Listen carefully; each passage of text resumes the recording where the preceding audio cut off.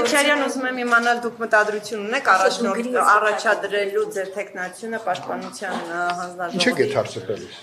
Հետաքրքիր է։ Ես ասեմ, որ երկու անգամ իմ տեխնացիոնը առաջադրել են, ես չեմ առաջադրել են եւ խմբակցությունը քննարկել է, քվեարկել է եւ ես երկու անգամ դարձել եմ հանձնաժողովի նախագահ։ Դա իմ համար ամենաընդունելի ձևաչափն է։ Այսինքն գալու եք, որ առաջադրեն ձեզ։ Ես ձեզ ասեմ, որ նախկինում ֆրակցիան էր որոշում, հիմա կտեսնենք ինչ ձևաչափով են գնում առաջ։ Իհարկե ոչ։ Բայց եթե նաեւ առաջադրվելու հնարավորություն։ Եթե, չէ, ճիշտ հասկացեք։ Իմ բնավորությանը բոլորը ծանոթ եք։ Երբ որ կառաջադրեն ինձ, ես հանդես կգամ մեկնաբանությամբ, ելույթով եւ իմ տեսակետները կհնչեցնեմ այն միջավայրում, որտեղ քննարկվելու այդ առաջարկը։ Ցանկություն ունեք, պարոն Քոչարյան։ Հիմա դուք ժամանակից առաջ եք ընկնում։ Դուք շարժում եք ժողովուրդ թերթի տրամաբանությամբ։ Ժողովուրդ թերթը մի հատ, այսօր այլ որի օր տարի։ Այսպես խառնակիչական ինչ-որ մի հատ տեսակետ գցում է, բոլորդ վերցնում եք, տիկին Ռուզանա Խաչատրյանը վաղը մամուլի տեսությամբ կկարդա ժողովուրդ թերթը, ուրեմն այսպեսի հրապարակում արել։ Ճիշտ է տիկին Խաչատրյանը։ Բոլորը չի։ Դուք հատուկ կարդում եք այն տեքստերը, որ ինձ է վերաբերվում, ինչ հատ եք հարգում, ես դա գիտեմ։ Պարոն Քոչարյան, իսկ եթե խմբակցությունը չառաջադրի, խմբակցությունը դուք ինքն առաջադրվեք։ Ինչ եք այդ հարցը տալիս։ Կգա օրը բարին հետ։ Ուրիշ։ Տեսեք, նոր ազգային ժողովի կազմ է ձևավորվում, հա, նախագահության մակարդակով, գոնե նոր նախագահ կլինի, փոխնախագահներին Բայց այդ ձևաչափը միշտ օգտագործվել է հենց այդպես։ Հաջորդիվ նախ պետք է ազգային ժողովը կողմնորոշվի, քանի հանձնաժողով է ունենալու, դոնթի բանաձևը ոնց է բաշխվելու։ Ըստ դրա նաև հիմա դուք ասում եք հաստատ կլինի։ Ես էլ եմ կարծում, որ հաստատ կլինի։ Չէ, ես ուրիշ բան էի հարցնում, նկատի ունեմ, որպես չավարտեցի։ Օրենսդիրի անդամ ինչպես եք աշխատելու նոր նախագահության հետ։ Հարմար է ավելի, Իսկ դուք չեք նկատել, որ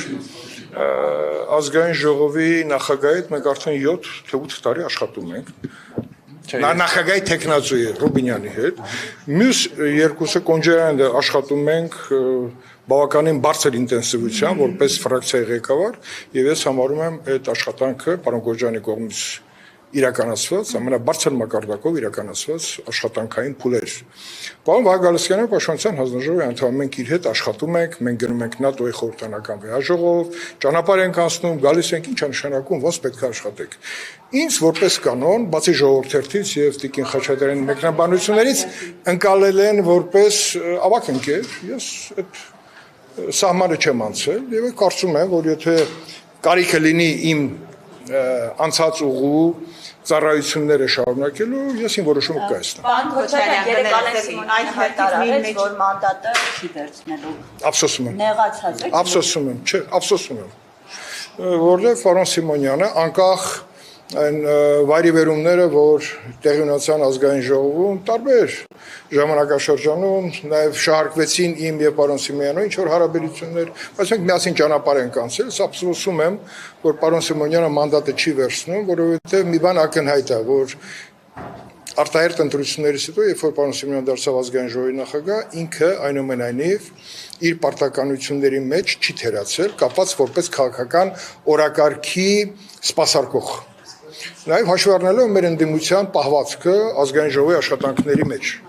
Մեկ գալիս են, մեկ չեն գալիս են, սկսում են ինչ-որ բաներ, այսօր էլ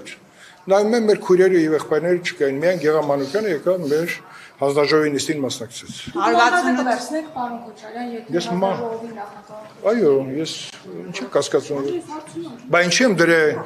իմ տեխնացիոնը, եթե մանդատը պետք է չվերցնի։ Եթե այլ առաջարկներ լինեն, այդ ժամանակ նոր կարելի է մտածել, թե ինչ ճանապարհով պետք է գնանք։ Մի մոռացեք, որ լսեք, մի մոռացեք, եթե իմ կենսագրությանը ծանոթանաք, տեսնեք, ինքը այսպես ալիքաձև, անդադ գնացել է։ Եղել եմ 90-ականների իշխանության մեջ, ուժային բլոկում, հետո եղել եմ նաև ընդդիմության մեջ, պայքարել եմ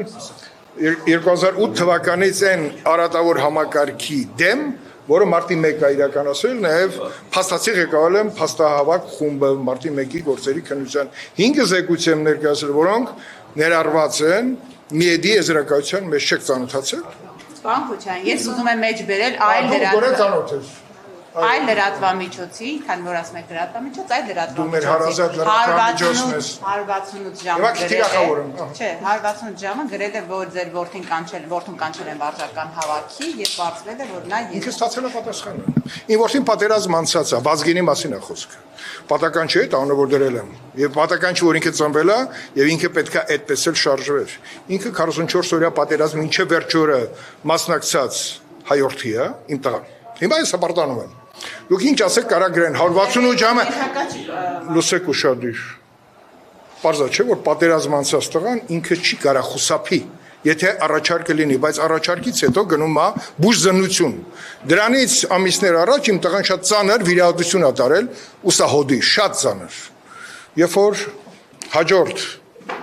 առաջարկը կլինի պաշտոնական գերատեսչություն, ինքը նորից կանցնի բուժզնություն, եւ եթե ամեն ինչ նորմալ է, ինքը անպայման կգնա այդ հավաքներին։ Մի կասկածեք։ Մի գնկեք 168-ի ջրերը, Տիկին Խաչատրյան։ Տիկին Սաթենիկ Սերյանյանը վաղուց վառված Անդրանիկ Քոչյանից, խնդրեմ։ Ուրիշ։ Պարոն Քոչարյան, Սահմանադրական դատարանի որոշումից ինչ սպասելիք ունեք։ Ես Վահագ Հովակիմյանից լավ սպասելիքներ ունեմ։ Ես համարում եմ իրեն ինձ ընկեր, իր այդ ճանապարհը անցել նաև մարտի 1-ի դեպքերը ուսումնասիրության ընթացքում բարձր եմ գնահատում իր ազնվությունը, բացառիկ ազնիվ անձնավորություն Վահագը, եւ ես կարծում եմ, որ ինքը, եթե կան թերություններ, դրանք տեխնիկական են։ Համագան դատարանը այդ ամենը պետք է հաշվի առնելով կայացնի իմաստուն որոշում։ Իրավական, ընդ որում իրավական։ Պարոն Քոչյան, քանի որ Հակոբյանի հետ կապված օրինակ ընդդիմադիրներն ասում են, որ մի անձ, ով եղել է ԿՊ հիմնադիր անդամ, խմբակցության պատգամավոր, չի կարող արդար կանոններով ընդդիմադիր, ով այդ ովքեր վիճարկում են մի հատ մեկյանը, մենակ չասեք փաստաբան Վարդևան։ Ինքը ամենտեղ պատտվել է եւ այսօր ամենաբարձր վարձատրվող փաստաբանն է Հայաստանի Հանրապետությունում։ Եկեք ուրիշ դաշտից խոսենք։ Վահագ Հովակիմյանը ներկայացրել է, ինչ որ ներկայացած համագան դատարանը, կարծում այսօր կամ վաղը վերջի օրն է, որոշումը կայացնի, բնականաբար դուք ստանաք ձեր հրահանգը, ինչպես տորպեդահարեք այդ որոշումը, բայց դուք շարժվեք որևէ հրահանգ ստանաք։ Լավ, ես երեք չեմ ծնվել, մոռանում եք, որ ես իրականում Քաղաքական մի իշխող ուժը հրավներ չի ստանում Նիկոլ Փաշինյանը։ դուք իմ հետ որոշեցիք շփվել։ Ես հակադարձում եմ ձեր ասածին, չեք հրանգավոր։ Լրագրողները հրահանգ չեն ստանում։ Ձերը շփվելու համար ոչ։ Ոչ, մեզ հետ շփվելու համար չեն, ընդհանրապես ձեր կարծիքը արտահայտելու։ Բայց մենք քաղաքական միավոր ենք։ Մենք էլ լրագրող Իշխանության մեծամասնությունը ստացած ժողովրդի քվեով միավոր ենք։ Բնականաբար հարցերը քննարկվում են ձեր հրահանգավորումը մի քիչ եմ համար տարօրինակ։ Հատկապես մամուլի տեսությունը, որ դուք եք կարդում։ Ես միշտ կարդում եմ բոլոր մամուլի տեսությունները։ Իմ մասը առանձին կուղարկես նոր կարդես։ Շատ լավ, շնորհակալ եմ։